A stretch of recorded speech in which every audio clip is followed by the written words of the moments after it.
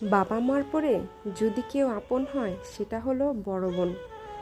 তো বড় বোন থাকা মানেই হলো একটা ভাগ্যের ব্যাপার। সো হ্যালো এভরিওয়ান, আসসালামু আলাইকুম। সবাই কেমন আছেন? তো আজও আপনাদের মাঝে আরেকটি ডেকোরেশন ভিডিও নিয়ে আসলাম।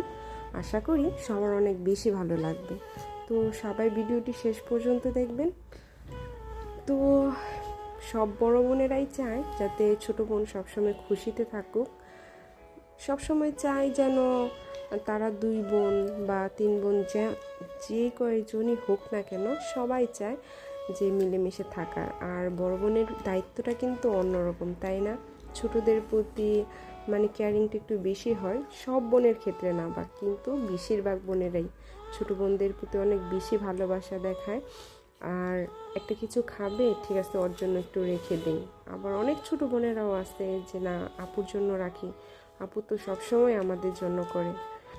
তো আল্লাহর কাছে শুকরিয়া যে যাদের বড় বোন আছে, আলহামদুলিল্লাহ। তো সবাই দোয়া করবেন যাতে সব বোনেরা, ভাই বোনেরা যাতে একসাথে সবাই মিলেমিশে থাকতে পারে। আর এই কেকটি যে অর্ডার করেছিল সেটাও কিন্তু এক বড় বোন তার ছোট বোনের জন্য, যেহেতু ছোট বোনের বার্থডে, এর জন্য বড় বোন কেকটা অর্ডার করে। তো বলেছিল যে তুমি তোমার মতো করেই একটা ডিজাইন করে দিও। তো আমি আমার মতো করেই একটা ডিজাইন করে দিলাম।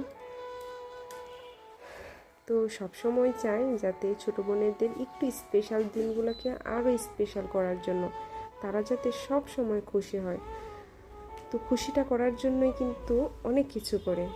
তো এই তো আমার কেকের ফাইনাল লুক, দেখেন কেমন হয়েছে। আশা করি সবার অনেক বেশি ভালো লাগছে। আর ভালো লাগলে অবশ্যই আমার পেজটাকে লাইক, ফলো অ্যান্ড শেয়ার দিয়ে পাশে থাকবেন। সবার জন্য দোয়া করি, সবাই অনেক বেশি ভালো থাকবেন, সবাই আমার জন্য দোয়া করবেন। সবাই সবার পাশে থাকলে দূরত্বটা বেশি হয় না। তো সবাই ভালো থাকবেন। আল্লাহ হাফেজ।